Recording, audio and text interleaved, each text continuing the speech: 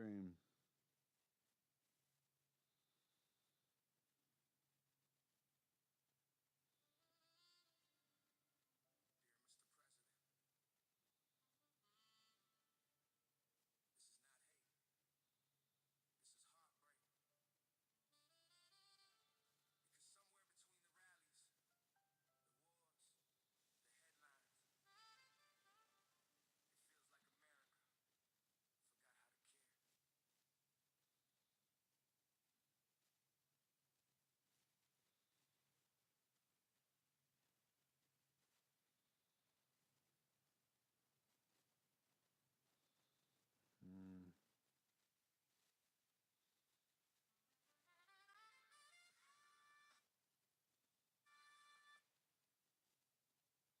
It should be live right now, I thought. It should be live. Yeah.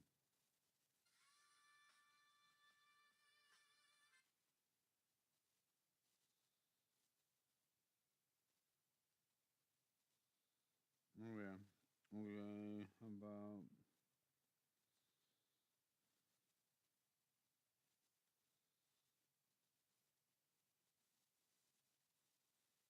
About edit.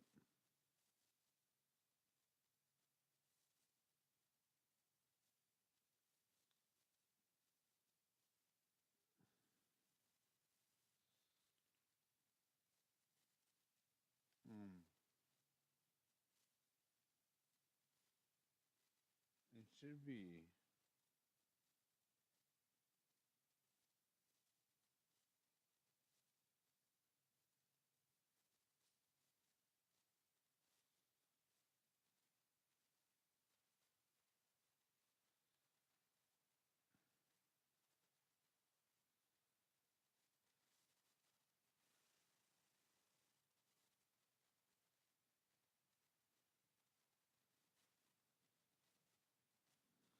All right, so we are going to look at something by Tom. My favorite. We'll listen to my favorite by Tom. It's called. Just go to his channel.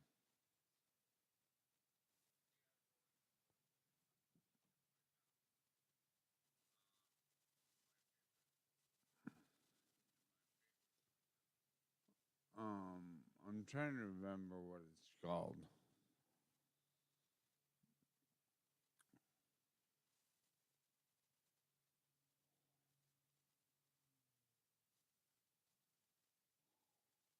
About a YouTube videos.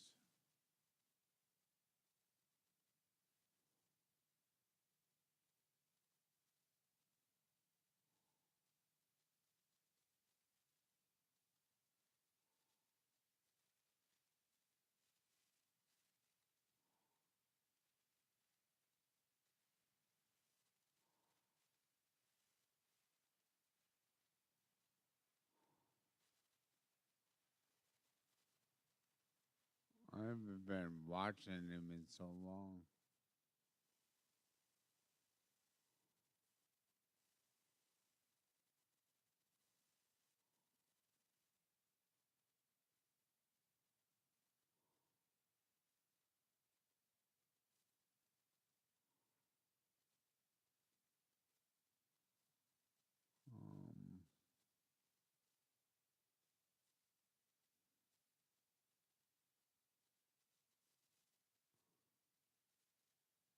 That's a good one. We'll listen to that one. Tom McDonald featuring Don Rich. I just built a budgeting app with Base 44. Nina just built an app. So we can all build apps now? I'm on lunch. I gotta make a call. All right, here we go. I know know the end is near, the television telling lies. I know for sure the revolution won't be televised. I know that we've been waiting patiently for better times. We fell asleep and men are blind, can't recognize it's genocide. Feel like the bomb about to drop out of the clouds. Another virus going airborne, go hide inside your house. Farmers watching crops die, they drying up with droughts. Angry people forming crowds and trying to burn the cities down. This is Armageddon, martial law for our protection. I talk to God but it's long distance and I lost reception. Forest fires and oil spills are the awful lessons. I'm just waiting for the devil to take over heaven. This is biblical, I swear it's in the Bible. We keep killing one another and we dying for survival. We used to fight for... It's definitely making note that it's worthwhile to pay attention to the lunacy that's going on. peace. We put our flowers in their rifles. Now we're about to be extinct, every man, woman, and child. If it's the end of the world, I will do better next time. Oh yeah, I know it. Yeah, I know it. If it's the end of the world, I know that I have lived my life to the fullest. Yeah, the fullest. Here's the deal. If we come together as a people and pull up out of this end that we see before us, it's only because we join together as a world, not as the United States, not as the UK, not as whatever it is that's in front of you, that we pull together as a world. We stood on top of mountains. We've been to space before. We have That we said we can work with aliens. We can work with AI. That we made it past this place that is bound for destruction. our dogs and houses. We dug up dinosaurs. We built those bombs are dropping. We fought in all their wars. Now that the sky's falling, what did we do it for? Feels like the end is near, our freedom's disappearing. People playing God, call it genetic engineering. Media misleading us and evil's interfering. While the government we need became the power that we're fearing. Our billionaires are going to space, don't blame them for leaving. Birds are falling out the air, fish washing up on our beaches. This is end times, humans got a deadline. Children are the future till we ruin them with headlines. Should be past their bedtime, but everyone's woke. They told us chase a dollar that made everyone broke. I feel like cryptocurrency is probably our last financial hope. Soon enough the government will leave your bank account froze. Judgment day is coming, you can run or you can stand and fight. Panic in the dark or lead rebellions by the candlelight. This ain't your granddaddy's planet Earth, it's black and white. The end is coming, I'll see y'all in the afterlife. If it's the end of the world, I will do better next time. Oh yeah, I know it. Yeah, I know it. If it's the end of the world, I know that I have lived my life to the fullest. Yeah, the fullest. We stood on top of mountains. We've been to space before. We had our dogs and houses. We dug up dinosaurs. We built those bombs are dropping. We fought in all their wars. Now that the sky's falling, what did we do? It's the end of the world as we know it. It's our fault that it's over. While we look down at our phones, they'll drop a bomb from a drone, then an explosion. We should have known it.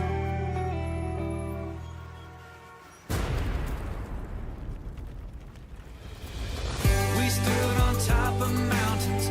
We've been to space before. We had our dogs and houses. We dug up dinosaurs. We built those bombs are dropping. We fought in all their wars. Now that the sky's falling, what did we do it for?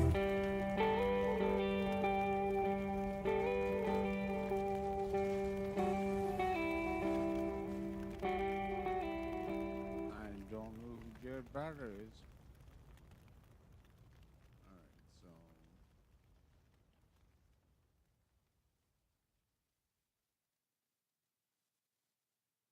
How about We built a lighter that burns at 1,800 degrees, and retailers just told us it's too dangerous to sell. So now we're selling it ourselves. Instead of butane, we use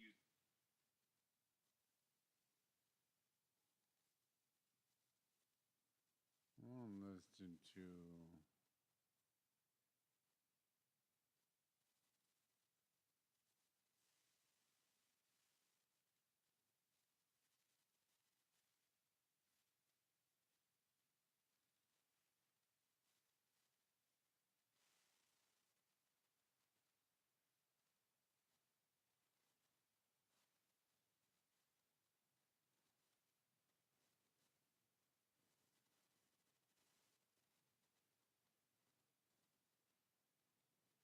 This is a good one too. Actually, there was a guy on here who said White Boys was his favorite. Let's see. That should be on here.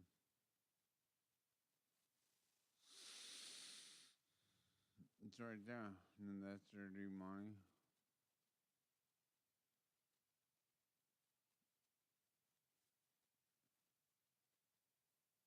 White Boys, I believe, is with Adam Calhoun.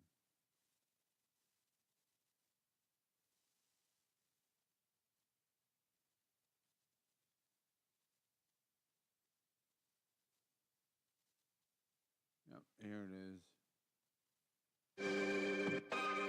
Better watch your back, it's a white boy summer. Whole iPhone full of white boy gunners. We all come up from the bottom like the pipes in the gutter. Got the shotgun going bum, bum, bum, bum. Call me white trash, white boy, I kinda like that. If you got a problem, you can come and kiss my white. I don't really care what I'm allowed to do. Got a homie that'll kill you for a Mountain Dew. Shoot, you don't wanna get a death threat from a redneck. Put a lead dent in your headrest, yep, yep. I want to make known that I am not for any of the governments around. This music that Tom does,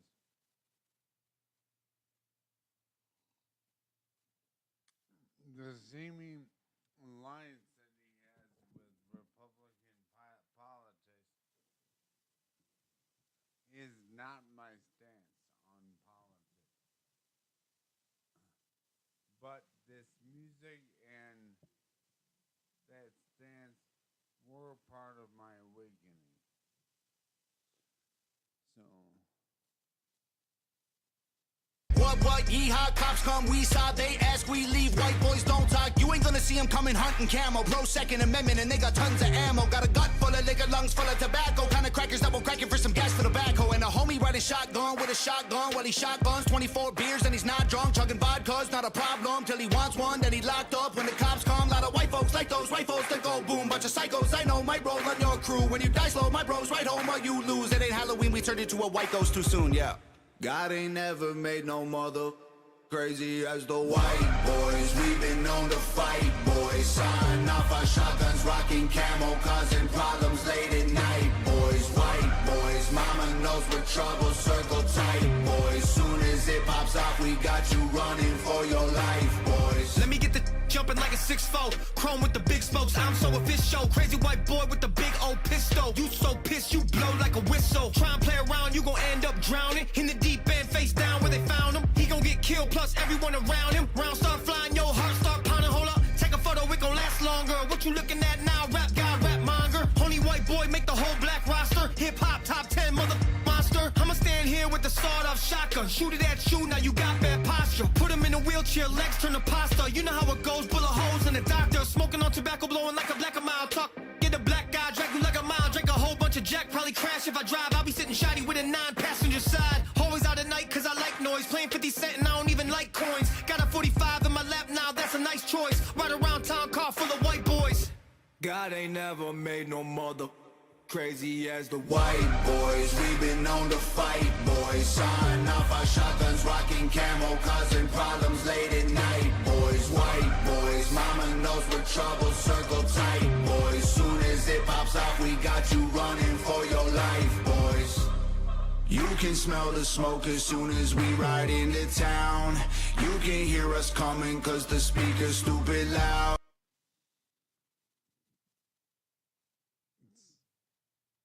so these guys are just rolling deep. You can't hold us back, yeah, we'll be jumping in the crowd. Middle fingers up and they ain't never coming down. God ain't never made no mother crazy as the white boys. We've been known to fight, boys. Sign off our shotguns, rocking camo, causing problems late at night, boys. White boys, mama knows we're trouble, circle tight, boys. Soon as it pops off, we got you running for your life, boys. There's a specific one I want to listen to. Love it. Excuse me, sir. It is.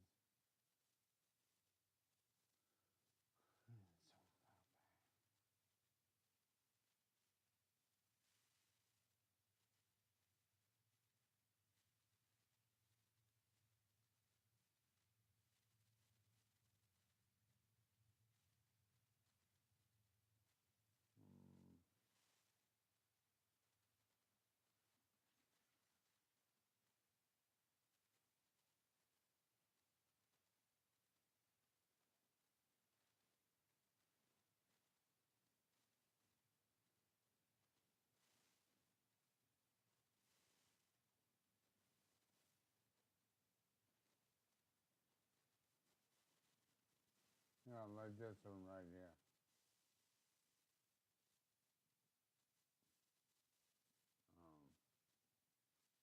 Shouldn't be offline. I should not be offline. Well, we try again. I can't hide my frown, my smile is hiding from my mouth. I can't lie, my mind keeps finding time to fight myself. I dive so deep inside, feel like I died and I'm in hell. Or I'm so high, my eyes can't see the ground beneath the clouds. Don't look down. Don't look down. I tried to keep it quiet, silence all my cries for help. As long as I am rising till I'm upside down, I won't look down. This a meteoric rise, keep ignoring all the horror stories like so-and-so got way too famous and ended up killing himself with some pills and a knife. Ayy, I am not the one who's gonna self-destruct, got it out the mud. I can way too far to fail or screw it up. I ain't dropping balls, I just blew them up. Ayy, I will never let my mental illness be the cause of my downfall. I will never lie to none of my fans, if I did it would sound wrong. I will never try convincing you dummies, this isn't a town hall. Never look down, just look around, y'all. Ayy, all of my demons are here, all I can feel is fear. All I can do is keep being myself, and that's what I've been doing for 32 years. All of my haters came out, chasing my name for some clout. What are they angry about? They're climbing as high as their ladders can take them and screaming my name, but I don't look down.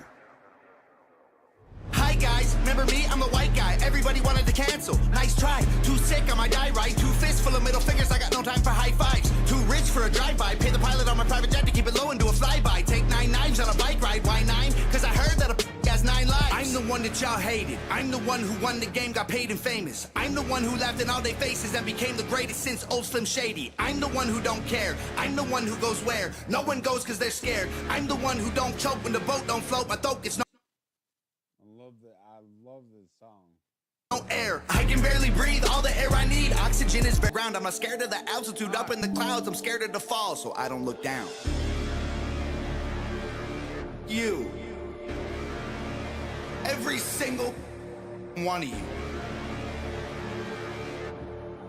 I can't even see you because I don't look down. Don't look down. Don't look down. Don't look down. Don't look down. I can't hide my tears, I dry my eyes and more come out. I can't lie, my fear is suicide, not bank accounts. Keep my chin up, but my head weighs like 1,000,000 pounds. Feels like my neck might break, I hear it crack, ignore the sound. Don't look down. Don't look down. I tried to keep it quiet, silence all my cries for help. As long as I am rising till I'm upside down, I won't look down. This a legendary climb, stand on the edge of the legend, it's very high. Think of the men who are dead cause it got to their head, it ain't cemetery time. I ain't the one who gon' throw it away cause I'm feeling too lonely up here. I ain't the guy who gon' break from the pressure, it's snowy, my pipes are not frozen up here. I don't wanna hear about these YouTube rappers, I am not in that bracket. You know, his thing is he started out as he started out with a label, I think, and then something happened and he lost that. And now he's an independent artist who's tearing up the charts. And when you hear a song like this, you see exactly why he is. Good girl, you're such a good girl. Punk, billboard plaques all stacked in my mansion, $1 million cash for my taxes, punk. Call me trash while I produce anthems, y'all attacking with plastic guns. I'm the biggest independent rapper in the world, you just live on my planet, punk. Got an acid tongue and massive lungs, every single track I've done is packed a punch. Used to be an addict, yup, I crashed a truck in Canada, going too fast, blackout drunk. I was nice at the start, but the mood all changed. The reactors who trash me for views are lame. Don't ask me to help you, remove no claims. If I see you punks, you go lose your chains. I am the one who they all call a liar. When I told them that I'd help my mom retire, they thought that I'd buy a new crib and a chain and a ring and a whip and some rims for the tires. Guess what? Mom don't work. Sent $100 grand in an LV purse. Made an album with Nova and Brandon. They own half the masters. I told them the fam comes first. Still got the pills that the doctor gave me to combat the depression and the panic attacks. I'm the type of person who won't even take a Tylenol, even when I got a dozen knives in my bag. They're calling me whack, but I don't react. I don't have time to write raps, replying to trash. All me, the whole team, yeah, they trying to cap. I'm concrete, but my demons hide in the cracks. I'm the one. I ain't bought liquor for months, and you're lucky I'm sober. I'm nuts when I'm drunk, mix the whiskey with soda. The man I become would invite you all over, put drugs in your punch. When you pass out, I'll wrap you in plastic and hit you with hammers and flatten your skull till it's crushed. I don't name names, I don't play games, I just aim, spray, and throw the gun. The rappers who hate act like family now. They try to jack my style like some hand-me-downs. They want 1 million views, I want a Grammy now. And the closest they'll come is they Grammy's house. I don't even drink, but I'm planning how I can make a brewery in a massive house to give free booze out to these rapping clowns, and they can die using that to wash Xannies down. I'm the most successful guy to hold a pencil. I've been great for so long, I'm bored of flexing, I became a machine. You know, I think it's nice to see that he's actually coming against what this music has become. Like, I don't like the fact that he's pushing any kind of political unrest, but at least he's saying that being out there pushing drugs and violence is wrong, and is what the industry has become. She made an iron check inside, peel the skin off and let the metal shine. I've been the greatest for so long, it feels normal for me to be special. So much clout I could buy back the souls of these rappers that sold them for cash to the devil. Why is everybody always talking, criticizing how I'm doing it my way? If I'm so trash, why don't y'all release your videos on a Friday? Cause that's my day. Comparing our numbers, you cook like some fried eggs. Like white legs, you only get views if you say my name. Angry I'm famous and not a great rapper, and you've been working stupid hard. I don't have to rap fast to impress all my fans. I am a superstar! Man, I'm built for this. I like that because he can rap fast, but even at a slower cadence, he's making a mockery of these people because they're nothing compared to what he is. I killed for this, never get back all the blood that I spilled for this. I'm at the top, I don't even seem high enough. I need a couple more hills and some stilts for this. Hey, there ain't nobody around. The top of the mountain, I scream and I shout. Nobody up here but me is allowed. The VIP section is deep in the clouds. Go ahead and call me a clown, cause I cannot hear it. Your sky is my ground. To look me in the eye, you'd have to reach the summit. I won't see you coming, I don't look down.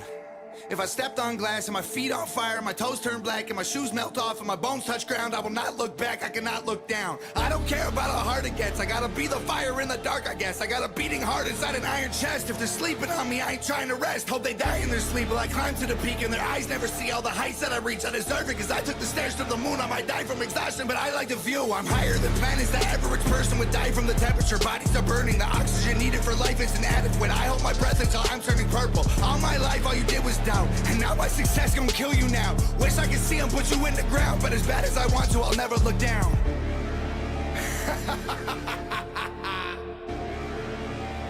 You don't get it still. I am the one. You don't have to admit it to yourself. You don't have to admit it. You don't have to tell the whole world that when you look at me, you have to look up to me. And I don't look down. I look down. Everybody, please keep on talking. I am a superstar.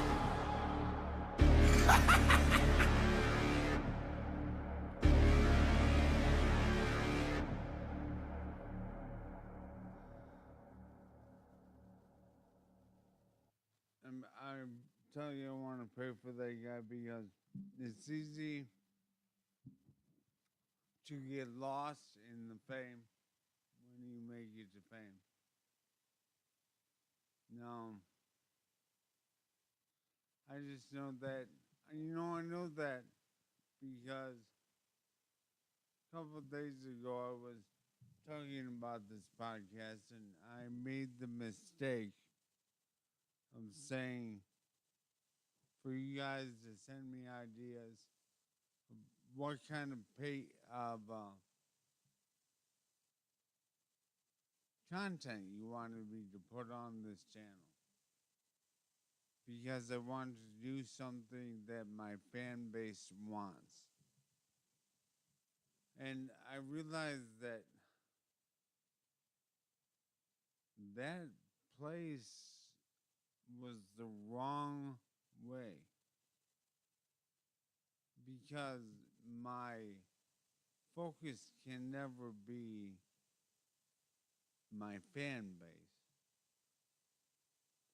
because I'm not here to promote myself. I'm here to promote Christ. I'm here to point people to eternity. I'm here to thank God for everything that I have, everything He gives me. And as soon as I have ever gotten to the point where I had it under control, I found out very quickly that, in fact, I have nothing under control. Christ said I need better internet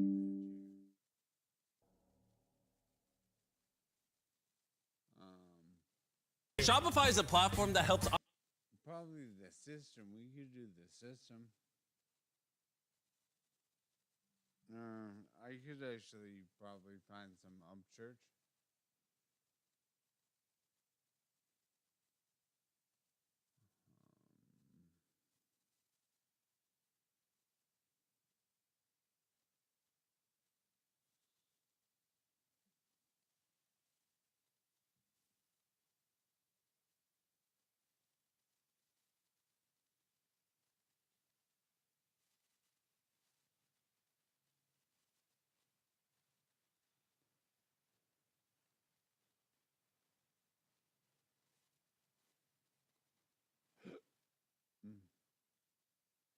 I like this one more then.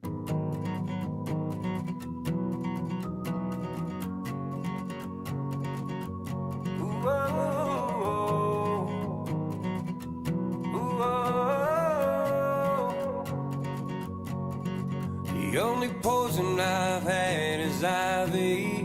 The only man I fear is God. No snakes can make me run now, 'cause I've been bit by a moth. No bug can stare me down. No neighbor can shut me up. I'm off the grid and I'm off my rocker. I'm off in the holler sun. We them holler boys.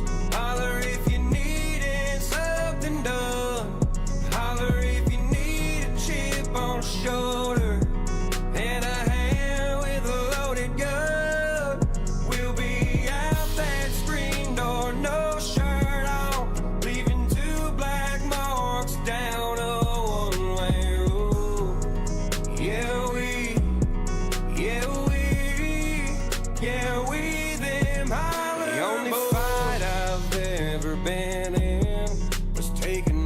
somebody else. The only time I got my jaw jacked is never, but damn sure not quite yet. The times I miss the most are the times nobody knows. When it was me, my cousin, and a couple of my buddies racing down old Sam's Creek Road. We them holler boys, holler if you needin' some. Having that relationship where you're just there with your boys, you know? You don't have to worry about racial inequality. You don't have to worry about gender inequality. You don't have to worry about this, that, and the other. All you have to worry about is being you with your friends. And any of that other stuff is just put here by the system that's in place.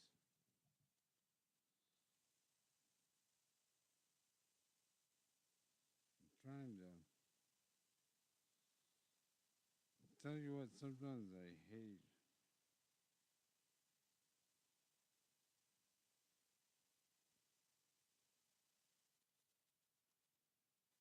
Anyway, I'm gonna turn this back on. Something done. Holler if you need a chip on the shoulder and a hand with a loaded gun. We'll be out that screen door, no shirt on, leaving 2 black marks down a one-way road. Yeah, we them holler boys. Holler boy, native to the holler soul, washed in the spring of a farmer's joy. We them holler boys, holler if you're needing something done, holler if you need a chip on a shoulder or a hand with a loaded gun. We them holler boys, holler if you needin' something done, holler if you need a chip on a shoulder and a hand with a loaded gun. We'll be out that screen door, no shirt on, leaving 2 black marks down a one-way road. Yeah, we them holler boys. See.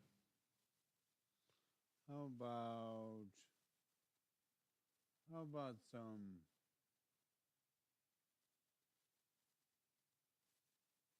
Syria might I don't how about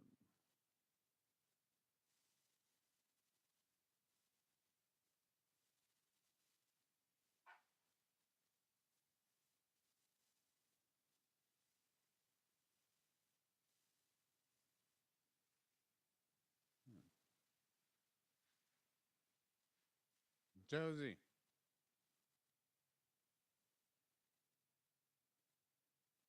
Hmm.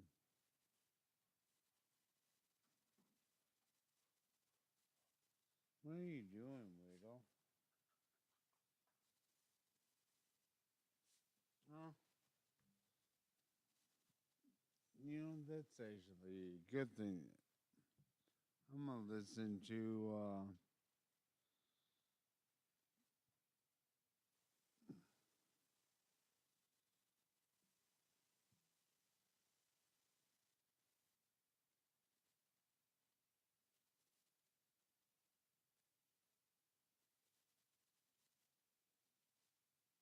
I don't know what I want.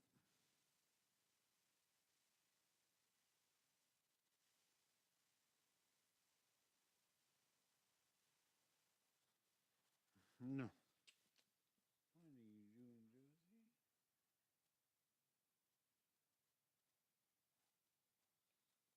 What? What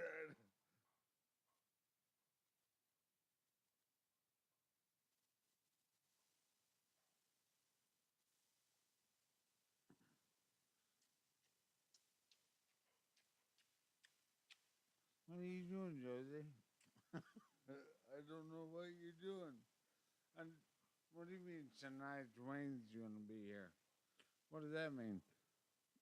Josie, you down.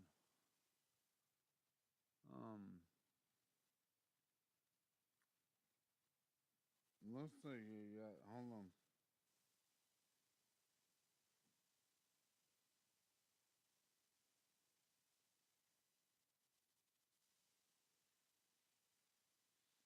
Hmm.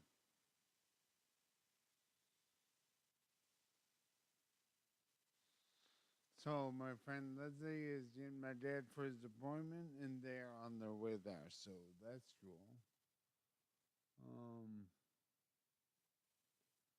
I haven't heard this one, so this is gonna be a reaction video, yes? The only thing harder than finding true love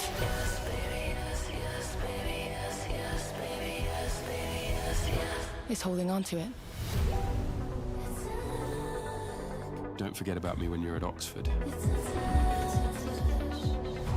Uni is literally for exploring your options. It's a dangerous kind of crowd.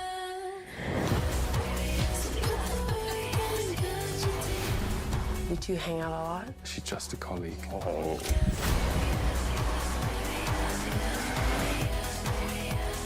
It's a bit toxic though, no?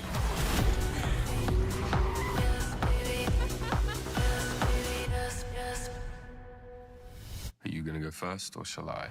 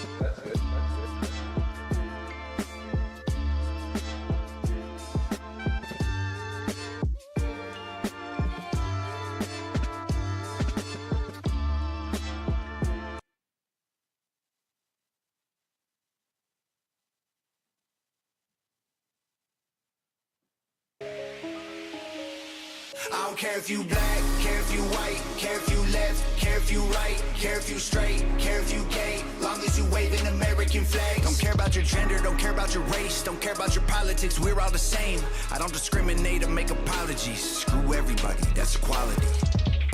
I've been in the ghetto in the burbs, black, white, rich, poor, flip 'em out a bird. Give a damn, anyone can get to work. Gay, straight, left, right, give them all a turn. I don't see color like you, long as we waving that red, white, and blue. Keep all that weird away from the. I'm going to let the dogs downstairs because they just tore up their bed, and I don't want them up here. Go.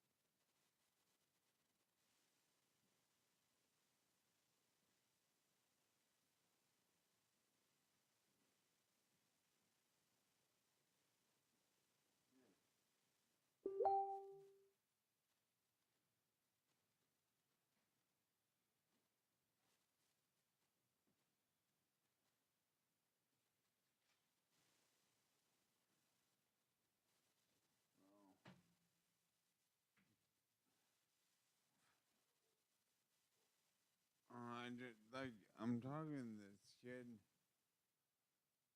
on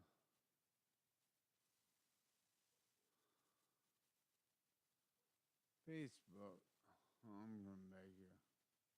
Kids, if you're good, then we're good. If you're cool, then we're cool. I'm a white boy who don't got an issue with adversity. I don't got a problem with diversity. I don't care if you're street smart or went to university. Everyone to homie till they turn on me. Nerdy, Caucasian, a turban, a Asian, a black man, a trans, a woman, a they, them. I'll never hate you for physical traits. We're gonna start over. I don't care if you black, care if you white, care if you left, care if you right, care if you straight, care if you gay, long as you waving American flags. Don't care about your gender, don't care about your race, don't care about your politics, we're all the same. I don't discriminate or make apologies. Screw everybody, that's equality.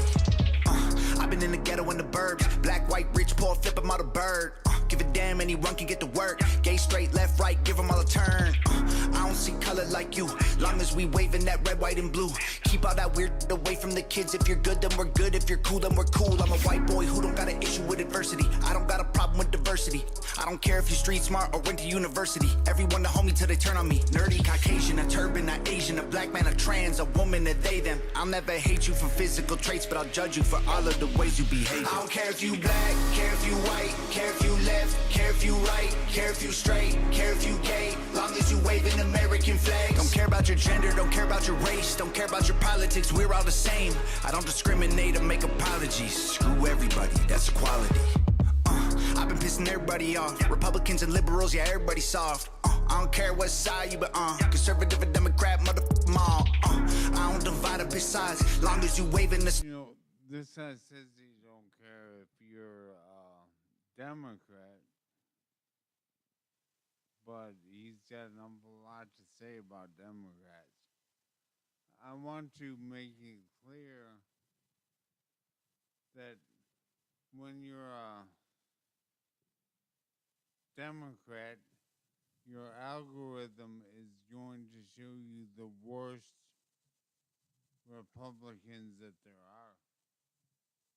And if you're a Republican, you're going to see the worst Democrats there are. That's where your algorithm is going to show you. So, although it might seem like we're so far apart, we're not actually so far apart. Stars and the stripes, long as you promise that you'll ride or die. Could be black, could be white, if you down, you alright. I'm a white boy, I don't got a problem with an immigrant. Met a few, I like them more than citizens. Long as they ain't criminals or ignorant, I give them all the benefit. Let them in to kick it if they innocent. Nerdy, Caucasian, a turban, a Asian, a black man, a trans, a woman, a they, them. I'll never hate you for physical traits, but I'll judge you for all of the ways you behave. I don't care if you black, care if you white, care if you left, care if you right, care if you straight, care if you gay, long as you waving American flags. Don't care about your gender, don't care about your race, don't care about your politics, we're all the same. I don't discriminate or make apologies. Screw everybody, that's equality. I don't care if you dead broke or you rich. I don't care about the pigment in your skin. I don't care if you in a church or a mosque. It's all good, it's all love till it's not. I don't care if you black, care if you white, care if you left, care if you right, care if you straight, care if you gay, long as you waving American flags. Don't care about your gender, don't care about your race, don't care about your politics, we're all the same. I don't discriminate or make apologies. Screw everybody, that's equality.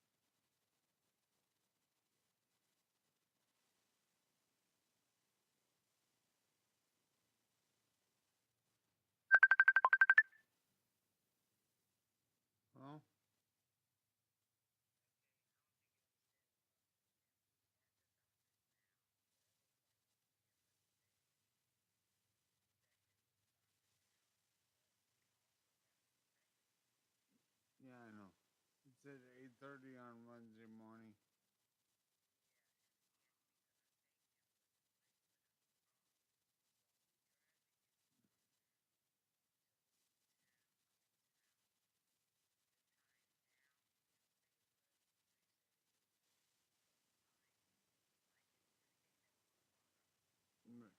Well, I supposedly I have a ride for him, but he was supposed to take him today. And I think it seems like the guy's probably using again. So, right, and so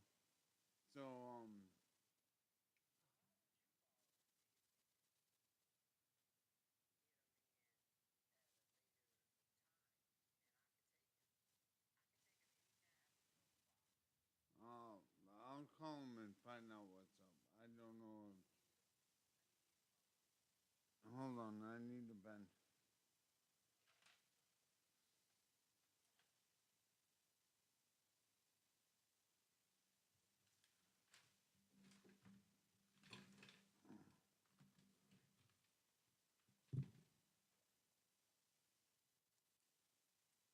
Go ahead.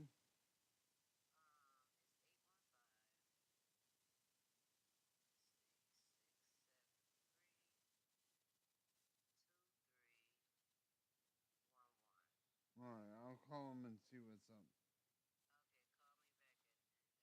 All right, thanks.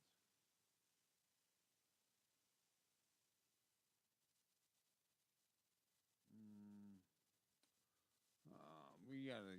I'm gonna put something on in the background while I figure this out.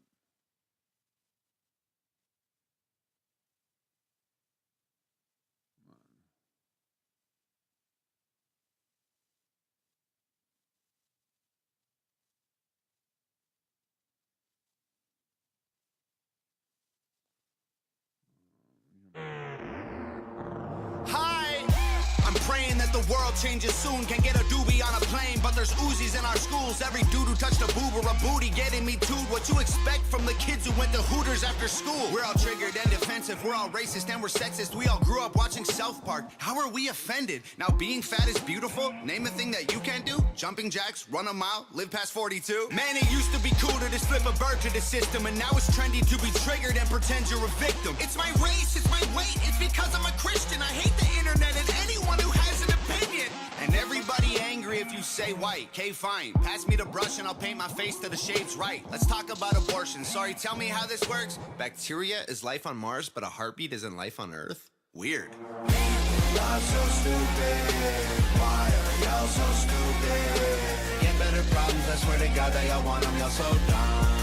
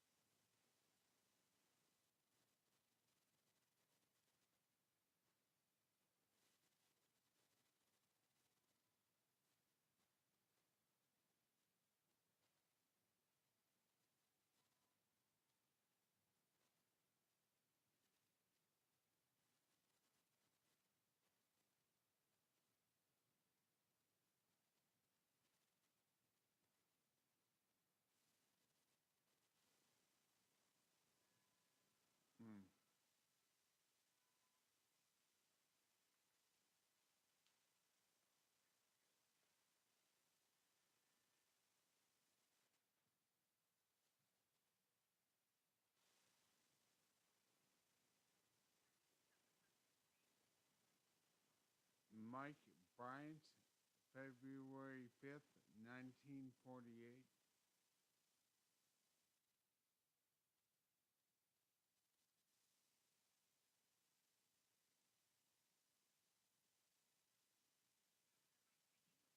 No, this is his son.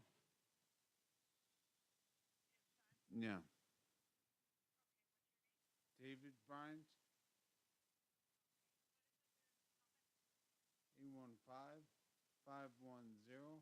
815-510-4682. He has an appointment on Wednesday for an echocardiogram. Is there any possibility of that being moved later in the day?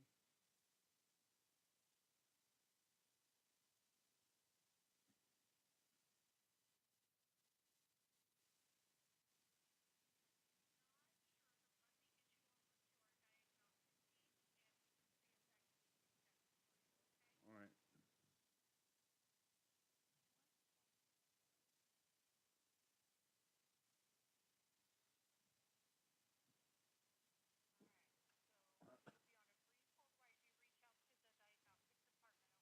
All right, thank you.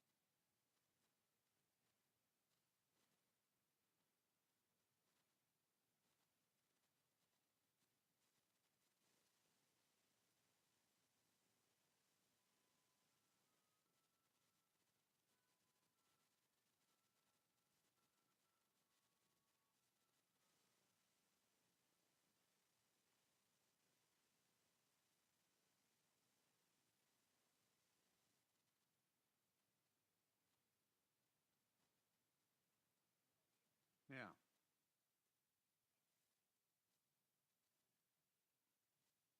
Good. Well, I'm trying to get it later on in the day because of a ride issue. If I have to get them there at that early, I will.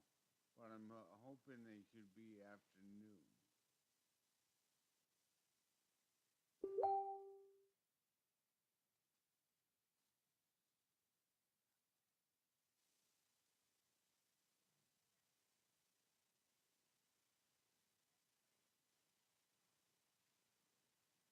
No, we're gonna do it right.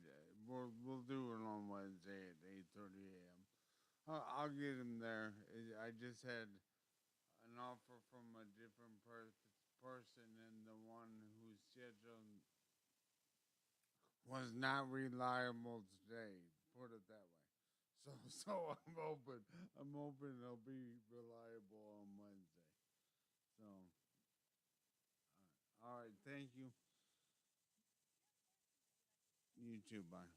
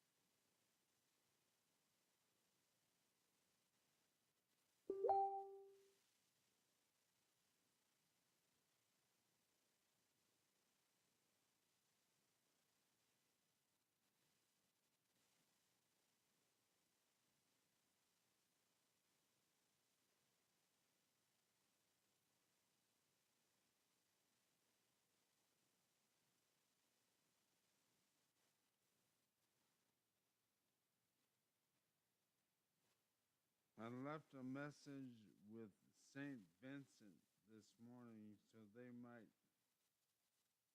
get me.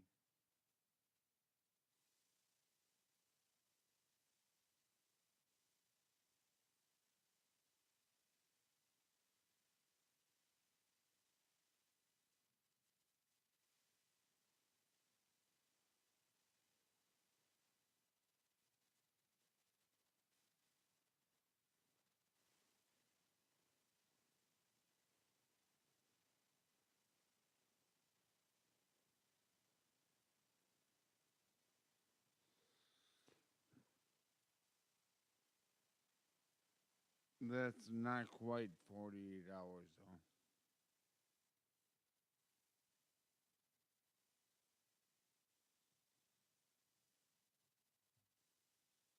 Let's see.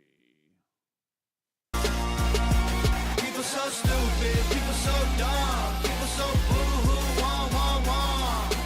Get better issues, we're gonna run out of issues, it's so dumb. I'm a hater cause I can't relate to gay pride. Call me homophobic because I don't wanna date guys. K-tight. I for one am not surprised the world declined along the way. Give trophies to children for losing just cause they decide to play. We exercise our right to vote and hate the politicians. Ay, this is a democracy, it's partly your decision. Ay, this is weird, feels like this a different year. If I identify as a female, then when my balls and penis disappear. Children want a gender switch and hating men is feminist. Depression and anxiety are trendy, we're too sensitive. Invented 80 genders, mad the world is not accepting it. Then gave them more attention than normal women and men can get. What a contradiction, being human is so tragic. Focus on minorities, ignoring all the masses. Hallelujah, everyone. Activism saved the planet. No more plastic straws and paper, just paper straws wrapped in plastic. Congratulations. Y'all so stupid. Why are y'all so stupid? Get better problems, I swear to God that y'all want them. Y'all so dumb. People so stupid, people so dumb, people so boo-hoo, wah, wah, wah. Get better issues, we're gonna run out of issues, it's so dumb. Look, I get it, it's like the world is going crazy.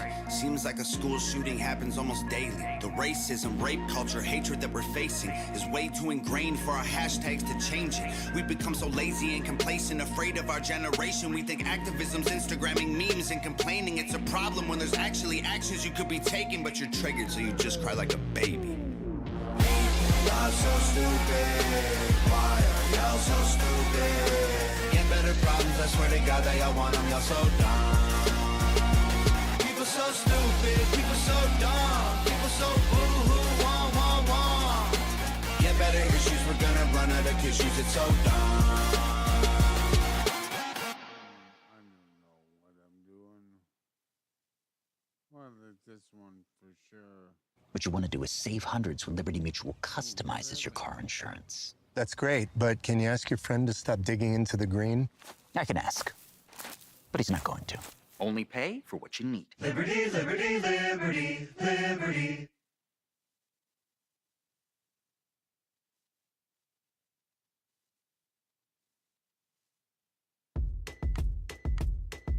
The tabs you open here are also here. Choose Chrome to share tabs across devices. My people of this country and we're under attack. They banning us, they cancel us for speaking the facts. If you man enough, come stand with us, take USA back. And every time we pull up, all you're gonna see is American flags. American flags. American flags. And every time we pull up, all you're gonna see is American flags. I ain't never gonna pretend that I give a damn. Anybody who's offended, come get it, we throwing hands. Anybody not trying to make America great again, you a punk, you a clown, better know where I stand. I'm the white boy with the middle fingers in the air, dog. We don't give a what. 100 white boys gonna hold me down anywhere, dog. We think that you suck. My patriots the craziest, they ain't afraid of breaking fists on faces. If you really wanna taste of this, no safety tip, just aim the stick and spray the clip. I pray you miss, cause if you don't, they gon' go wacko. Automatic gun smoke like tobacco. Never hit a lady, but it's pretty hard to tell if you're a girl or a they, them, there's these, that, those. I ain't never gonna take a knee for the anthem, smack them. I don't give a damn, can't stand them. Gang full of randoms, fan with a handgun, run up in your mansion, leave it all abandoned. I was raised to be brave, to the grave, United States. We love the country that they've been corrupting, go woke and go broker if you ain't awake. My people of this country and we're under attack. They banning us, they cancel us for speaking the facts. If you man enough, enough, come stand with us, take USA back. And every time we pull up, all you're gonna see is American flags. American flags. American flags. And let's see.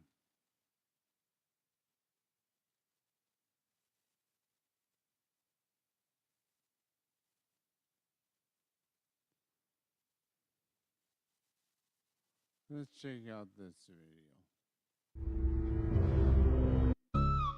P-Hack.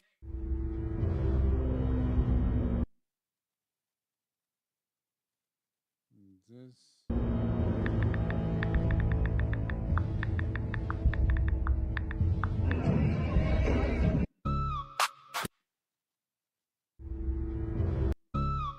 P-Hacks.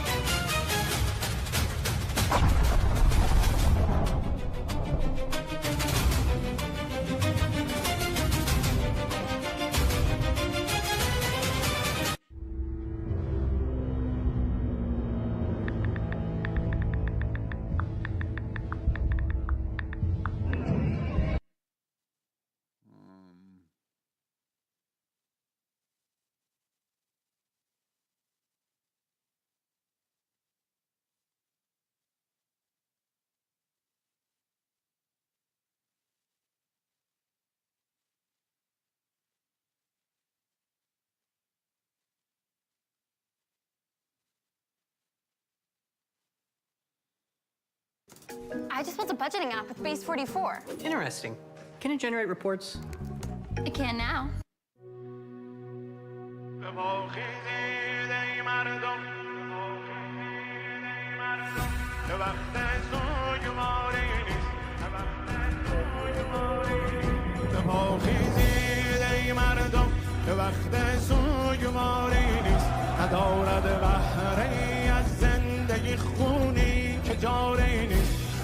خیزی باید بغض را در زخم حل کردن که جنگ است و نباشد فرصت زانو بغل کردن. هیدر هیدر هیدر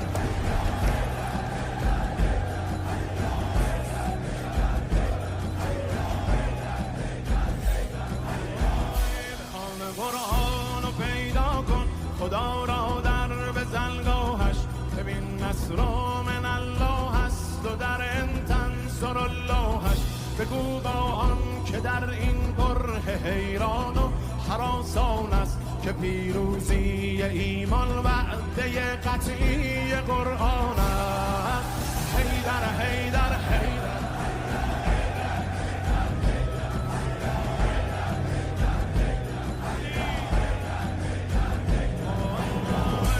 حسین ابن علی پیراهنی از فتح برتن کرد و او تکلیف عالم را به روی نیزه روشن کرد حسین آمد که دل خالی شود از ناامیدی ها دو صف کرده از دنیا را حسینی ها یزیدی ها حیدر حیدر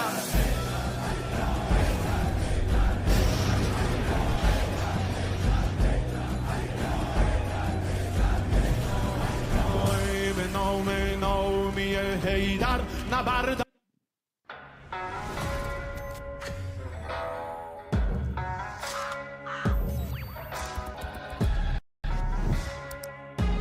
Ladies and gentlemen, Russell Brand, Russell, controversial conspiracy theorist, trying to bring real journalism to the American people.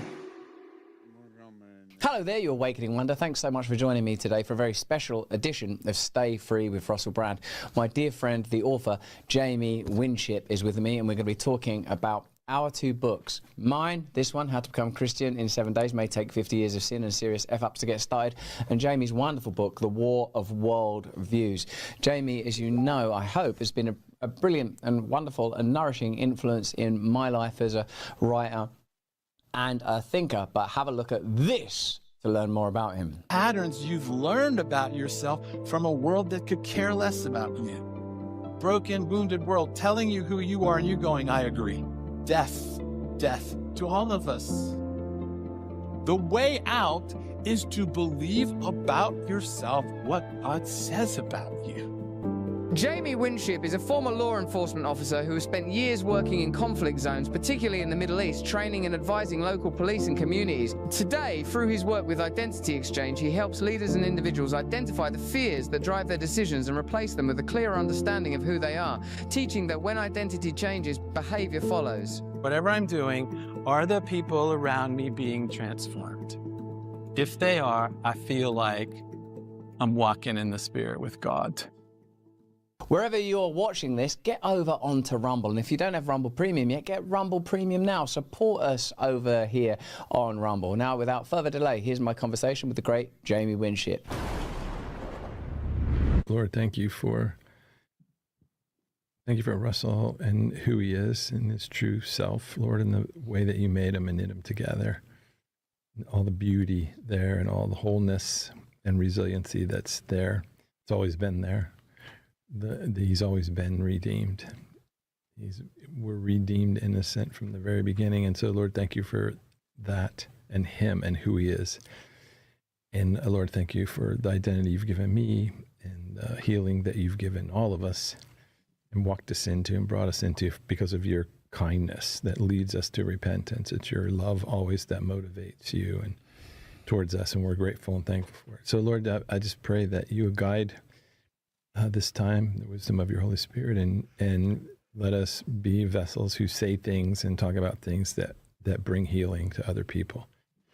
In Jesus' name. Well, amen, amen.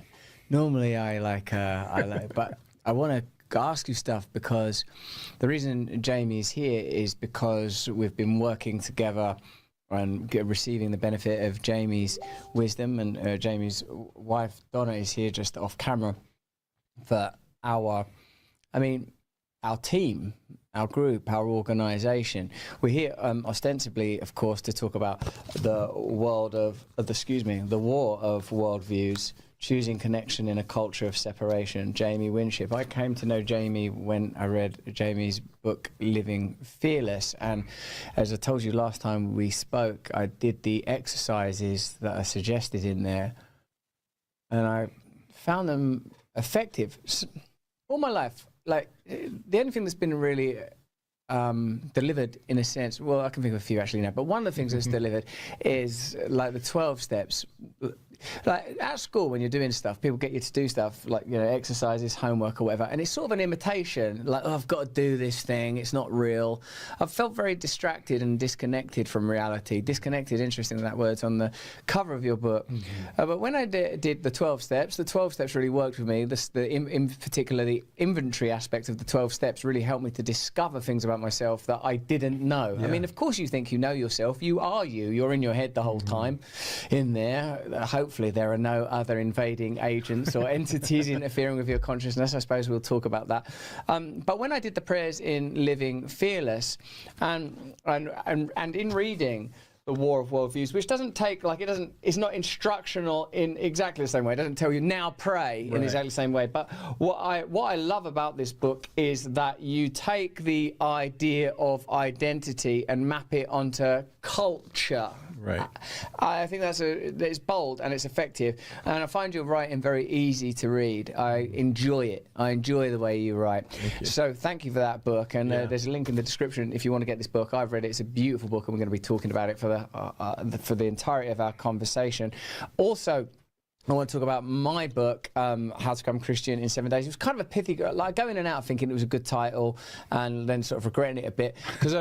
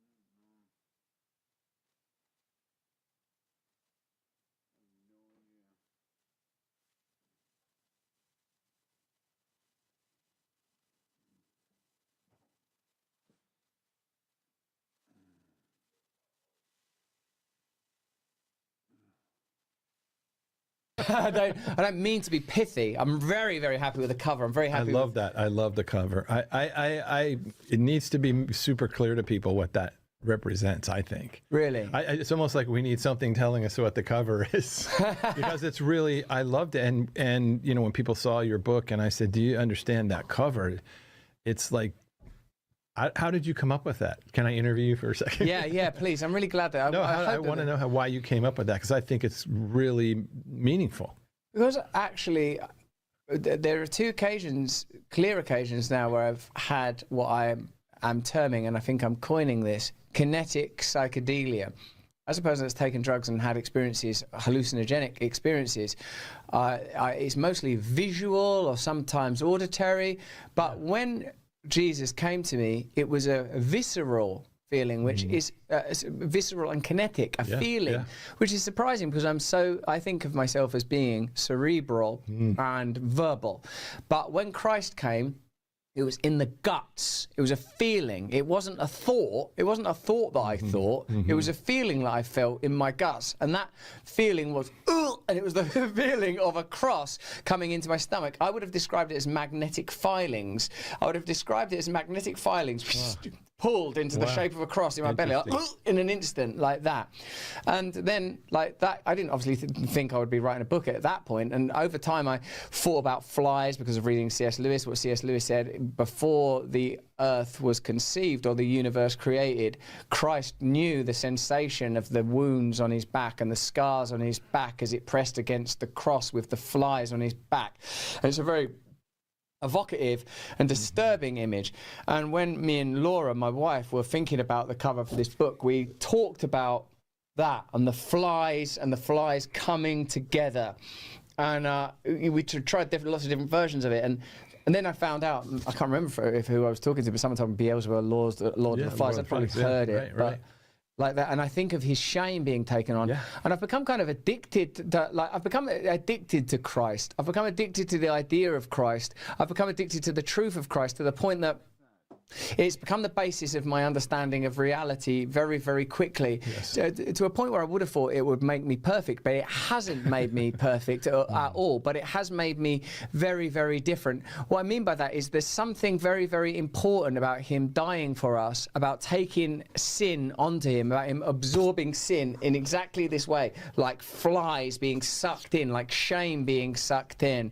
And so thank you for indulging me and allowing me to talk about that, because what this book is an attempt for me to do, Jamie, is to say that coming to Christ has been surprising. It's not what I thought it was going to be. I didn't think that I would ever become a Christian. My whole life I've been aware of Jesus, and it's not really appealed to me, except actually when I think back, strangely, I'm obsessed with Jesus. I want to be Jesus. I've tried to look like Jesus. I've got tattoos of Jesus on me. When I had the opportunity to choose a Vedic mantra when I was with the beloved Amma, I chose one that was oriented towards Christ, not Krishna, which was much more the center of my life.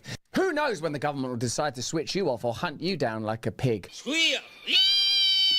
We're going to need a currency that's beyond the reach of corrupt global institutions. Rumble Wallet is what you need, and cryptocurrencies are what you require. You could choose from Bitcoin, stablecoin tied to the US dollar, or Tether Gold. That's backed by real gold. How much control have you got over your money right now in this second? None. It's being controlled by the monarchy and the Rothschilds. Technology has changed everything now, and it's changed how money works. Crypto started as niche, but now it's going mainstream. Faster payments, more control, fewer middlemen. This ain't hype. This is where it's going. And getting started today is easier than you think. That's where Rumble Wallet comes in. With Rumble Wallet, you can buy Bitcoin, hold dollar-backed stablecoins, even digital gold backed by real gold, all in one place. Setup is simple. It connects with MoonPay, so you can use your debit card, credit card, or bank account and be up and running in minutes. Start small. $10, $50, $100. It's not about the amount. It's about getting early and understanding what's coming next. And once you set up, you can even tip your fumble creators. I'm sorry, we're going to have to leave that as it is. Like me, directly. Do this now. Scan the QR code, click the link in the description, download Rumble Wallet. From there, you can set up your wallet, tap buy, and you're in the game. Take control of your money and get started with Rumble Wallet today. So you also came to our Lord, Jamie, in a way that sounds to me somewhat surprising, because I know that you had at least one parent that was Christian, but I know that it's an encounter with a teacher, an inadvertent teacher, that led you first to Christ. And what I like most about your work, and what I want our audience to understand, because I think you do it better than anybody else actually, is that having a relationship with Christ needn't be ensconced in the church, that it's very intimate and personal and mystical. And I want you to you to explain to me how you've come to have this very unique, unusual, but also universally available relationship with Jesus. Yeah. Okay, but first, can I ask you another question? Oh, yeah. Because you and I think this will demonstrate the point, is when you said you consider yourself a very cerebral, right, person, but the way Jesus came to you was very visceral. Yeah. Why do you think that is? Why do you think he didn't come to you cerebrally or intellectually, or why the punch in the gut kind of? Well, the answer that comes is that I would have sort of claimed it. If it had come in there, I'd have thought it was me. I would have gone, no, this is me thinking a thing.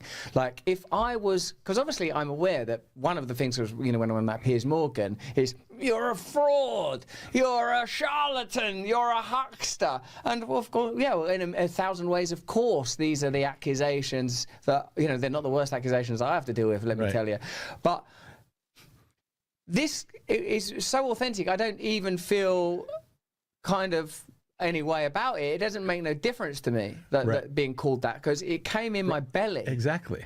Yeah, exactly. And that's really important, because when we encounter Christ, however we do, he's coming to us in the way he made us to know him and receive him, in the way that he knows we were made to receive him. So we might think, well, it's going to be intellectual because I'm intellectual, or people say to me, well, I have an engineering mind, so I can't, it's difficult for me to imagine things. And I say, do you think God doesn't know that you have an engineering mind? So how do you think he's going to come to you if he gave you an engineering mind? He's not going to give you an engineering mind so it's difficult for you to hear him. That doesn't make any sense. He'll come to you in a way that he made you to know it's him. And it's a way that you cannot not know it's him. It's him. And so when the time you and I prayed together pretty intensely, because of how you told me how you first experienced the real Christ, I knew that if we were going to invite, he was going to come the same way again. And that's what happened. Right, very much down in the gut. And if that didn't happen, I would say, okay, that we're not in the right place. Well, I didn't know that. And like sometimes, I was waiting for that. I think I know everything, Sometimes I forget I didn't invent everything. Like whether it's like the 12 steps or the English language or all these things that I'm the beneficiary of. I sort of think, like, out of some personal security thing, like, this is mine, this is mine. But like, I didn't think before, I am his. But I didn't think before, the prayer that we were doing, because as I explained in the book Living Fearless, Jamie outlines how to pray in ways that invite you and help you to participate in an encounter with Christ in a way that's very, very real and mysterious. I didn't, even though I was doing that with you and when I read the book, I got to meet Jamie, and by God's grace that's happened. I didn't think that I would have that experience. I didn't think that. I didn't think that then. And actually, this time it was. It didn't feel. It was a sensation and it was a feeling, but it was sort of elsewhere on my body. It's very interesting because that's. I suppose. Yeah. Oh well. One thing it demonstrates is I'm not what I think of me. I'm what he knows me to be. That's right. And how you might be saying, "I want you to come to me," is not the way that you really want him to come to you.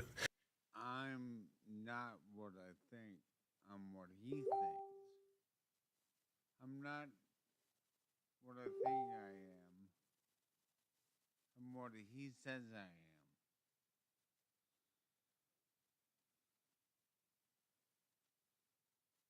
am. Right. He knows. Because he made you and he loves you, he knows how to come to you in a way that meets you sort of beyond doubt. And people, when we're doing this with people and they have an encounter with Christ, I'll ask them, would you say that about yourself, what you just heard? No. That's how we know. You wouldn't say that about yourself. You would say something quite different. This is what God says about you. This is how God comes to you in a way that you know it's him.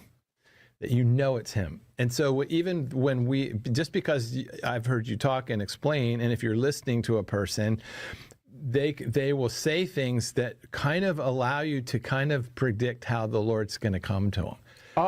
Just because of their life and what's happened in their life. And so I knew, your abdomen is a place where you feel beyond your mind and it's deep in you. And so I assumed that whatever happened, that was going to happen.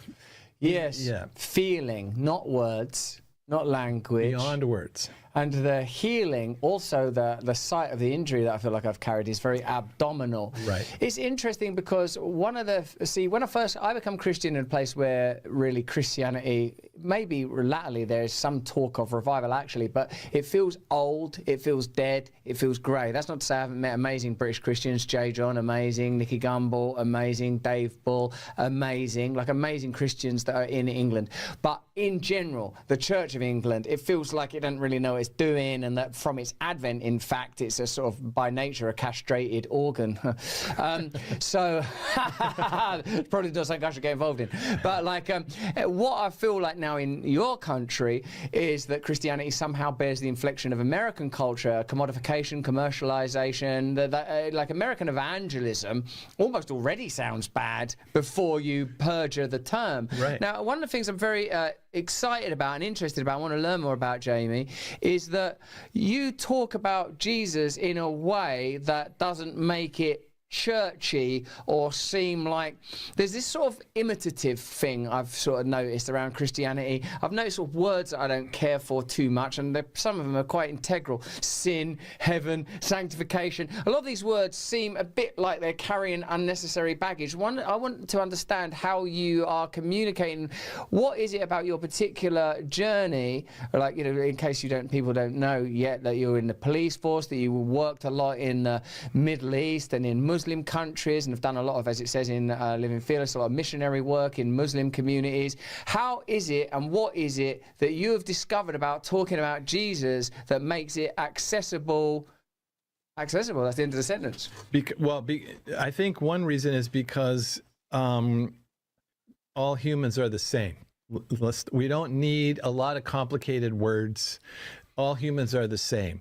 And if I could simplify it, whether I'm talking to, Uyghur Muslims in China or atheists or anyone, any human, anywhere, I can almost start, because I happen to be human, is that when I'm talking to the person, if I ask them, and this is what you referred to, can you tell me what you believe? They actually can't. They don't know what they believe. Very few people know what they believe. The way you know that is because what they'll tell you they believe, that's not what they do. Huh. So I say it, we believe in sanctification. Do you? Because we don't see it anywhere. Or I believe, I have faith in God. Do you? Do you believe in God? Like, where do we see it? We don't actually see. And if I say to them, tell me what you're afraid of, they don't know. They just know they're afraid. So it's not that people, it's very insidious. It's not that people are liars. It's that they don't know actually what the truth is really about anything. Yes. So they don't know the truth, but if they don't know the truth about themselves, so if I can say to a person, I can tell you right now that your deepest fear as a human is that you're powerless and alone. I know, because that is the deepest fear of every single human being on the planet. Whether they can say it or not, ultimately it's, I'm in a situation that I can't get out of, and there's nobody here to help me. So it's like Jesus talking to the paralytic, waiting for the angel to come down and stir the water, and he's been there 38 years. And Jesus says to him, do you want to get well? Like, the question is, do you realize that this nothing's happening here? You've been here 38 years on a myth or some story you heard. Maybe you saw it one time, but 38 years, do you want to get well? Because if you do, we can. You know, but if you don't, then let's answer that question. And the man says something really interesting. Of course, you think, of course, I want to get well. that isn't what he says. He says, there's no one here to help me get in. And then he says, and even if there was, other people will go in front of me and I won't make it in time. He's telling, maybe for the first time, the truth of his own condition. I'm powerless. Yeah. And I'm alone. That's so cool. And when he says that, Jesus is like, okay, now, based on that, now look at me and stand up. Like, look at me and stand up, because you're not powerless and you're not alone. Those lies have stranded you here in this coping mechanism idea that maybe something will work one day. Yeah, I know that story because I've read the Bible. Also, it's in The Chosen. So, like... that's how we really know it. Is this in The Chosen? Can we rely on that? Yes, this is Chosen verified. So, like, that in that, when it's Bethsaida, is that pool, in it? There's meant to be a healing pool, a bit like Lourdes or something like that. And, yeah, as a person from a 12-step background, I understand not only how the 12 steps apply to alcoholism and drug addiction, but also how they're applied in human relationships, primarily through things like codependency and sort of holding on to old self-pitying beliefs. Well, I need someone to help me. That's right. Well, even if I did do it, then someone would get in my way. Now, that story seems sort of ridiculous, 38 years lying there, until I look at some of the things that I've believed for a long time. Maybe getting stuff will make me happy. Yeah, that's right. Going out into the world and trying to get my identity from the culture. What is fame and celebrity other than an amplified attempt to get your identity in the terms and by the metrics of the culture? And then why are you surprised when it don't work? You know what's interesting for me, like a person that feel like I'm over it, but by God's grace it will be redeemed, is like when I watch people that are occupying that place in the culture now. Take for one example Billie Eilish, who's a big pop star in the world now. Of course, I've been around and been married to, one time, the biggest pop star in the world. And I notice when I watch her, she's obviously brilliantly talented and very gifted and writes her own songs. And she seems like a pretty beautiful and incredible person in a whole bunch of ways. But when she talks about stuff, I see her dealing with the mantle of celebrity, of... I'm in the culture now, so I'm supposed to say stuff, aren't I? And this is what I believe in. You know, I believe in being a vegan, which is a perfectly good thing for a person to believe in. Or I believe in honouring Indigenous people, perfectly good thing to believe in. And then I watch how she's deluged and slaughtered in the culture. Before, before watching but what I recognise is that Billie Eilish is still transacting in the marketplace and the currency of the empire, to use one of the terms that I love in your book, using empire to mean worldliness and kingdom to mean the kingdom of God. Prior to that, I did notice the themes and Jungian shapes available in particular around female celebrity, and it's real notable in my culture. Here are just three examples, two you'll have heard of, I'm sure. Princess Diana, Amy Winehouse. You may not have heard of Jade Goody, she was a reality TV star, but she happened to be a friend of mine, and Caroline Flack, who also was in a similar world. These were sort of like women that the culture really raised up, and obviously Diana, think of the Diana model. And then the culture, one might say, even though I'm sure there's complexity, one person dying of addiction, another one by suicide, another one in this way or that, cancer, whatever. But I'm talking about the way they interface with the culture and with identity in particular, given that so much of your work focuses on your identity in the world and your identity in Christ, and that all of us get trapped in our worldly identity because whether we know it or not, we're worshipping it. We're sitting there at that pool waiting for it to save us somehow. That's right. Not acknowledging there's nothing. Well, I also noticed that, like Winehouse, God rest her soul, and Diana and the other women I mentioned, they were kind of sacrificed by the culture. The culture kind of ate them, consumed them, devoured them. That's a great way to say it. Ate them up. It sort of wanted them kind of dead. And then, obviously, I see how it interacts with and relates to me. We were talking earlier this week about Judas, in fact, and Judas's relationship with the church and how he, in a sense, well, could you tell the story again, because you're very good at this? Yeah. Well, I mean, it's like what we're talking about is so we were talking about the comparison between Judas and Peter, and how they're actually pretty similar in that both of them, under some sort of satanic influence, make decisions. Right, Peter to deny that he even knows Jesus, and Judas to betray in another way. Like he didn't publicly deny Jesus. That's not what he did. What he did was turn Jesus over to the authorities in a way that he made money off of, or there's financial return. That also avoided violence. Like that's what he did.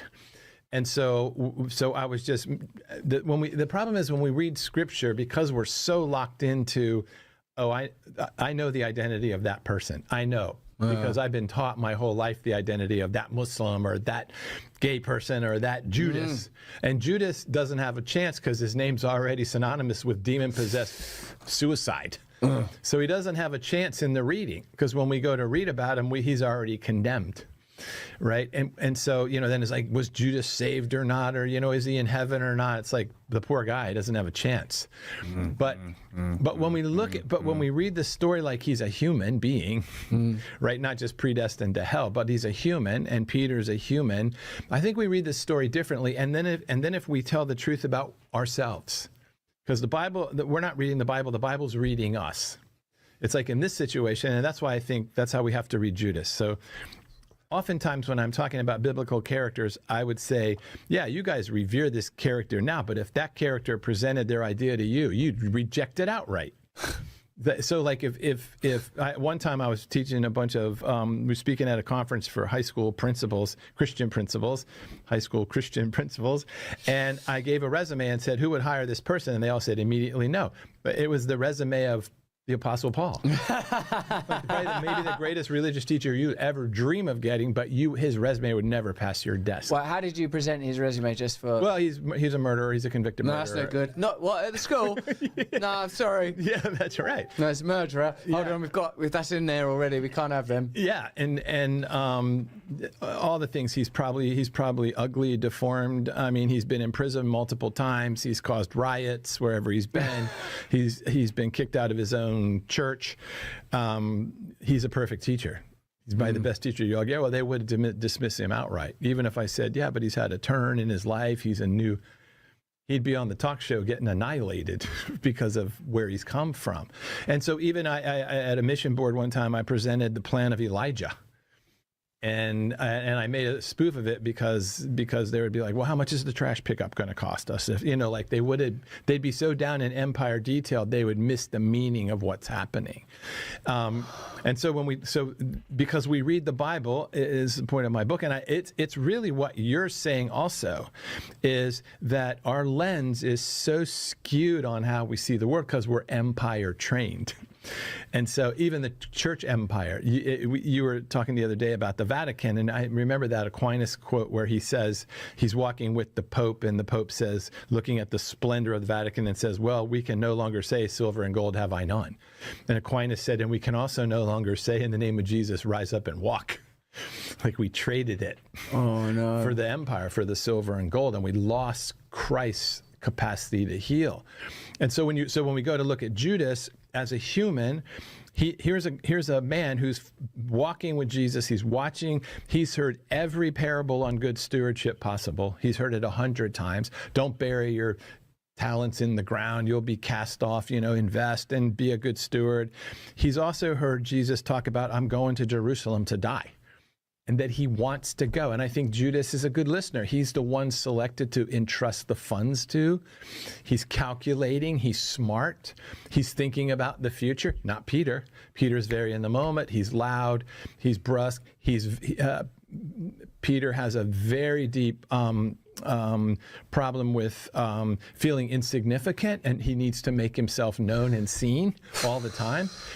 And so he's always, I'm the best, and I'm not going to leave you, and I'll fight for you, and I'll die for you. And even when Jesus says, I don't need anyone to fight for me, he's going to fight. That's called disobedience. That's disobedience. It's not brave. It's disobedience. Listen, I'm making all sorts of new content. In a way, I want you to understand and appreciate the nature of Christ in a different way. Not the Christ that you met even through your church, particularly if you had a negative experience of church, or through the culture. I mean, it's not South Park Jesus that I'm talking about. It's not blonde Jesus. I'm talking about a potent, psychedelic, ever-present Christ elevating your consciousness, present with you now. I'm talking about a death of your false constructed self, your shame-based shame-based, fear-based identity and the resurrection of a living, live, light-filled Christ within you. Check out Angel Studios over the holidays. You can watch stuff like Testament, The Case for Christ, Sound of Hope, King of Kings, or family entertainment like that new David animation movie. If you go to angel.com/Russell, they'll know that I sent you, and then when I'm pitching them ideas and documentaries, and I've got some good ideas, then it will be good and favourable for me. So if you're sick and tired of watching adrenochrome-soaked entertainment from the Satanists in Hollywood, go over to Angel, download the app, or watch it wherever you watch all your content. Angel Studios is the one streaming platform that will leave you better than it found you. Instead of like you come off Netflix or Prime or whatever, you feel sort of like all quivering and infected, like spike proteins are moving through your vital organs, destroying you from within. Don't get that on Angel. So go to angel.com and use it. And if you put /Russell, like the link in the description right now, benefits me. All right, stay free. And so Judas is watching Peter's braggadocious, and Jesus keeps rebuking him and saying, that's not right. Get out of my way. Satan's influencing you. I'm going to Jerusalem. And so from Judas's perspective as a planner, he's the person on your team you want doing what he's doing. He's like, how can we accomplish the goals of the leader who keeps saying the goal? How can we accomplish those goals in a way that this leader is all about good stewardship and investment and wise use of funds and all of that? How can we do it in a way that's nonviolent? Because he's nonviolent. He doesn't want to fight. Peter, did you notice he doesn't want to fight? He could call, you guys are saying, call down fire on heaven and kill the Samaritans. That's Peter and them, And Judas is watching all this. He's peaceful. He wants peace. He wants to go fulfill his mission in a way. How can we do that in the way that's peaceful and financially beneficial?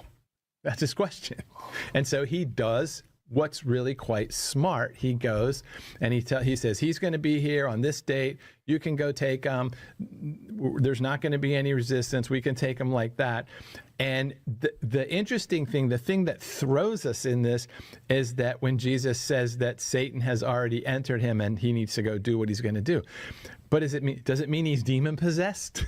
Or does it mean he's hook, line, and sinker bought into the empire's view of how to handle a situation, which all of us are doing, but we would never call ourselves Judas.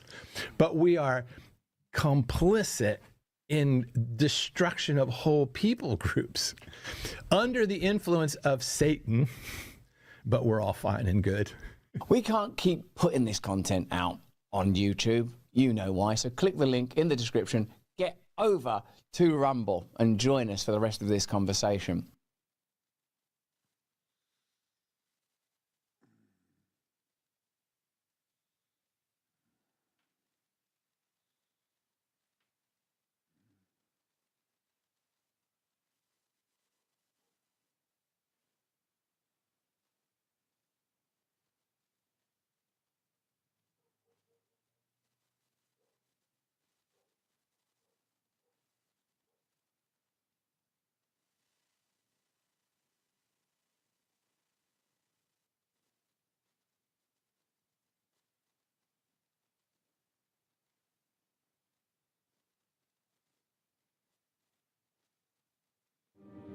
I want to tell you a story.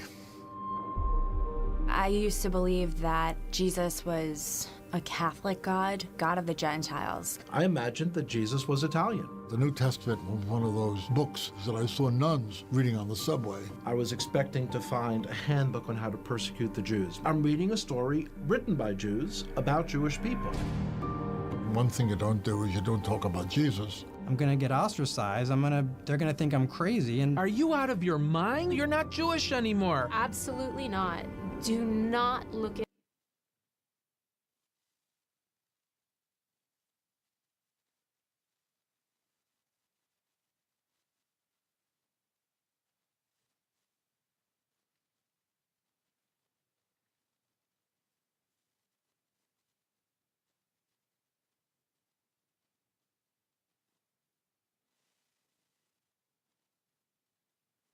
because you're taking chaos. And you know, if you pay attention even to a room, it's so interesting. And I learned, because I've renovated many places now and tried to make them beautiful. And one of the things that I've really learned is that even if you own a structure, unless you've investigated all the nooks and crannies and cleaned them up and put your own imprint on them,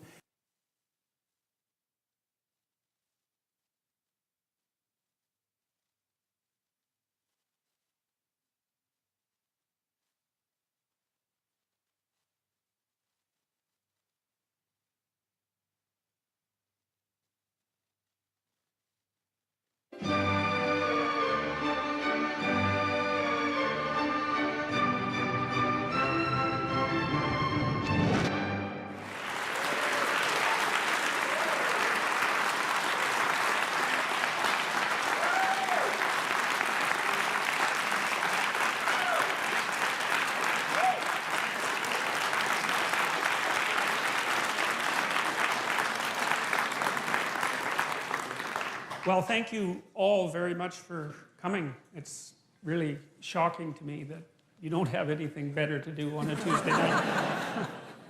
No, seriously though, it is. I mean, you know, it's very strange in some sense that there's so many of you here to listen to a sequence of lectures on the psychological significance of the biblical stories. It isn't something I've wanted to do for a long time, but it still does surprise me that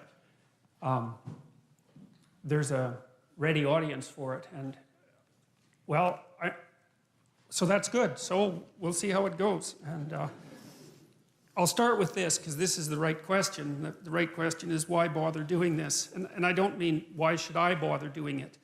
I have my own reasons for doing it, but you might think, well, why bother with this strange old book at all? And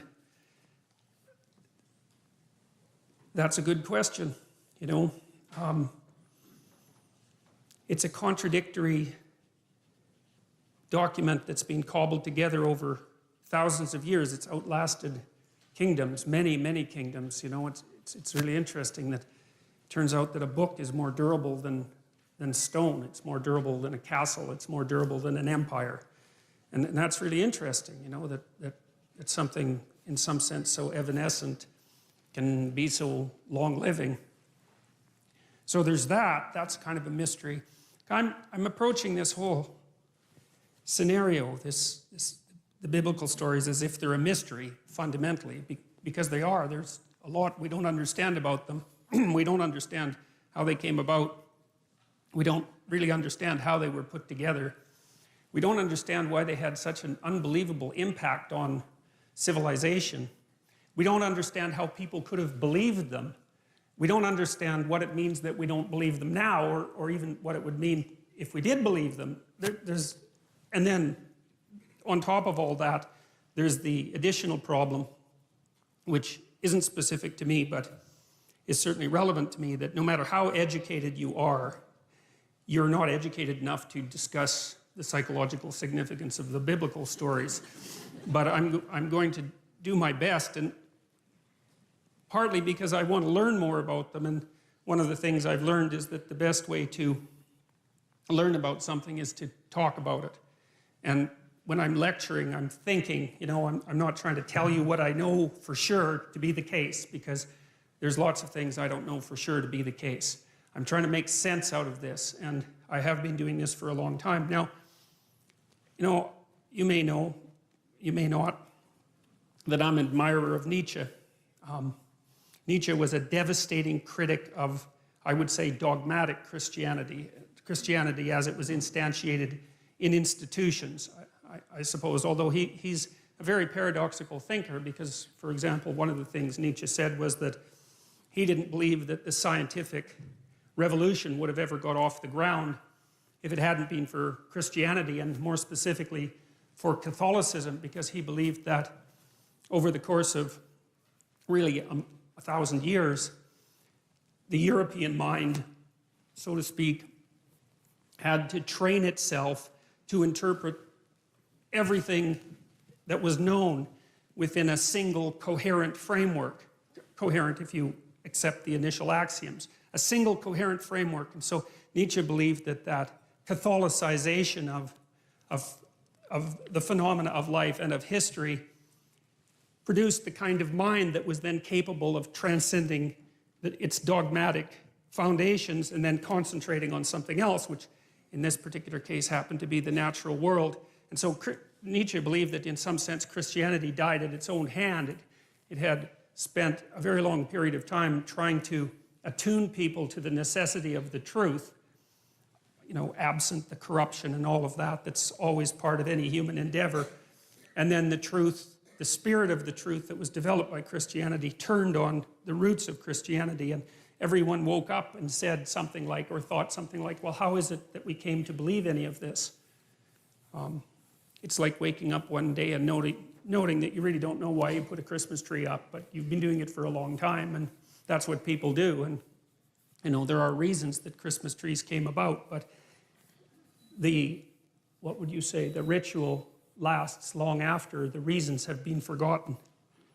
So now Nietzsche, although he was a critic of Christianity and also a champion of its disciplinary capacity, because you see, the other thing that Nietzsche believed was that it was not possible to be free in some sense unless you had been a slave.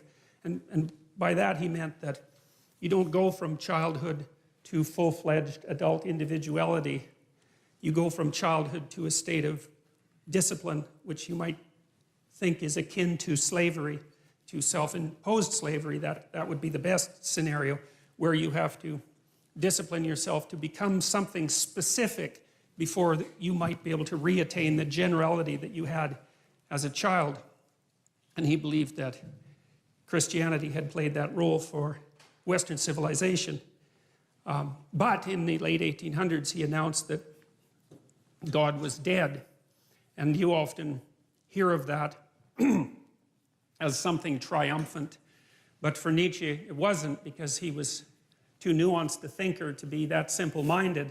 See, Nietzsche understood that, and this is something I'm going to try to make clear, is that there's a very large amount that we don't know about the structure of experience, that we don't know about reality, and we have our articulated representations of the world, and then you could think of outside of that, there are things we know absolutely nothing about, and there's a buffer between them, and those are things we sort of know something about, and we don't know them in an articulated way. Here's an example. You know, sometimes you're arguing with someone close to you, and they're in a bad mood, you know, and they're being touchy and unreasonable, and you keep the conversation up, and maybe all of a sudden they get angry, or maybe they cry, and then when they cry, they figure out what they're angry about, and it has nothing to do with you, even though you might have been what precipitated the argument, you know. And that's an interesting phenomenon as far as I'm concerned, because it means that people can know things at one level without being able to speak what they know at another. And so in some sense, the thoughts rise up from the body, and they do that in moods, and they do that in images, and they do that in actions. And we have all sorts of ways that we understand before we understand in a fully articulated manner. And so we have this articulated space that we can all discuss, and then outside of that we have something that's more akin to a dream that we're embedded in, and it's an emotional dream that we're embedded in, and that's based at least in part on our actions, and I'll describe that later. And then outside of that is what we don't know anything about at all. And in that dream, that's where the mystics live, and that's where the artists live, and they're the mediators between the absolute unknown and the things we know for sure. And you see, what that means in some sense is what we know is established on a form of knowledge that we don't really understand, and that if those two things are out of sync, so you might say if our articulated knowledge is out of sync with our dream, then we become dissociated internally. We think things we don't act out, and we act out things we don't dream, and that produces a kind of sickness of the spirit, and that sickness of the spirit, its cure is something like an integrated system of belief and representation. And then people turn to things like ideologies, which I regard as parasites on an underlying religious substructure, to try to organize their thinking, and then that's a catastrophe.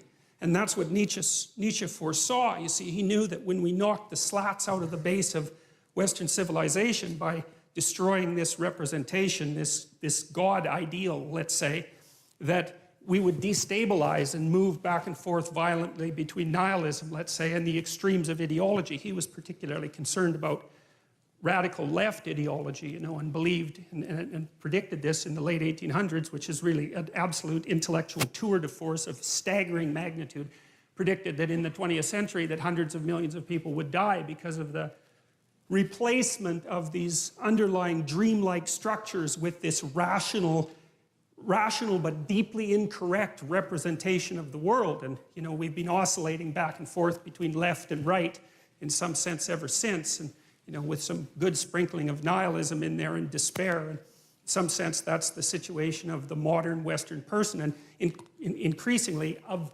people in general. You know, I think part of the reason that Islam has its backup with regards to the West to such a degree, I mean, there's many reasons, and not all of them are valid, that's for sure, but one of the reasons is that, you know, they being still grounded in a dream, let's say, they can see that the rootless questioning mind of the West poses a tremendous danger to the integrity of their culture. Now, and it does. I mean, Westerners, us, we undermine ourselves all the time with our searching intellect, and I'm not complaining about that. You know, I mean, there isn't anything easy that can be done about it, but it's still a sort of fruitful catastrophe, and you know, it has real effects on people's lives. It's not some abstract thing, you know. I mean, lots of times when I've been treating people for depression, for example, or anxiety, they have existential issues, you know. It's not just some psychiatric condition. It's not just that they're tapped off of normal because their brain chemistry is faulty, although, you know, sometimes that happens to be the case. It's that they are overwhelmed by the suffering and complexity of their life, and they're not sure why it's reasonable to continue with it. You know, they can feel the terrible negative meanings of life, but are skeptical beyond belief about any of the positive meanings. I had one client who was a very brilliant artist, and as long as he didn't think, he was fine, you know, because he'd go and create, and he was really good at being an artist. He just, you know, he had that personality that was continually creative and quite brilliant, although he was self-denigrating. But as soon as he started to think about what he was doing, then, you know, it's like a drill or a saw or something like that. He'd saw the branch off that he was sitting on, because he'd start to criticize what he was doing, even the utility of it, even though it was sort of self-evidently useful. And then it would be very, very hard for him to even motivate himself to create. And he always struck me as a good example of the consequences of having your rational intellect divorced in some way from your being, divorced enough so that it actually questions the utility of your being. And it's not a good thing. It's not a good thing. And it's really not a good thing, because it manifests itself not only in individual psychopathology, but also in social psychopathology. And that's this proclivity of people to get tangled up in ideologies, which I really do think of as they're like crippled religions. That's the right way to think about them. They're like a religion that's missing